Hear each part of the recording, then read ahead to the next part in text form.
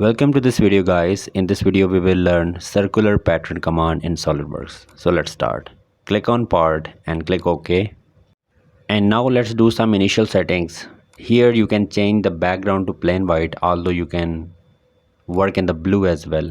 And these are the units I use to work in millimeters. So I'm selecting mmgs. Click on top plane and click on sketch. From here you can select this center rectangle and make a center rectangle here. Now select smart dimensioning tools to specify the length and width of this rectangle. So the length of this rectangle is 60 millimeter and the width of this rectangle is 55 millimeter. And after that select a circle and make a circle here at this origin, and now specify the diameter of this circle. Let's specify as 40 millimeter. And now press escape button and then select this circle and make it as construction geometry. You can make construction geometry from here as well. Construction geometry means that this circle will be converted into the dotted line, which will have no effect on the sketch other than the reference.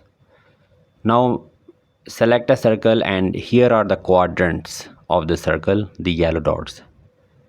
Click on any quadrant and make a circle here. And then after making this circle, select smart dimensioning tool and specify the diameter of this circle. It will be a smaller circle, so I'm specifying the diameter as 8. And now I have to make 6 circles. So it would be 60 degrees apart from each other. And this is what I will do if I don't know how to use the circular pattern command. I'm making a reference line here. This would be at 0 degree, and I'm making a reference line here which would be at 60 degree, and I can specify the angle between them as 60 degree. And here we have the circle at 60 degree. Same 60 degree, 60 degree, 60 degree.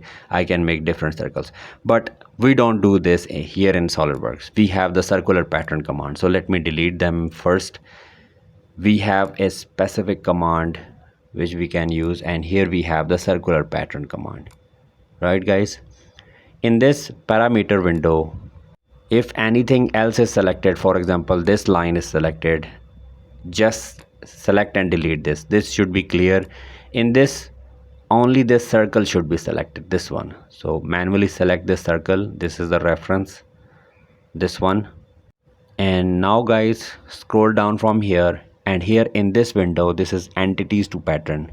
If anything else is selected, just select and delete it, because we want this circle to be selected. So select this circle from here, and from here make sure that equal distancing is, or equal spacing is selected, and increase this to 6, although we can increase them to many, and automatically the distance will be equally assigned to these circles. So this is how we use the circular pattern command. This makes our work a lot easier.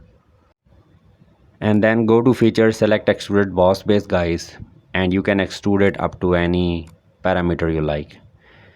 And if for example you have extruded it first and then you want to apply the circular pattern command, you can apply. Let me show it to you. I'm doing the same steps quickly. I'm making a reference circle here.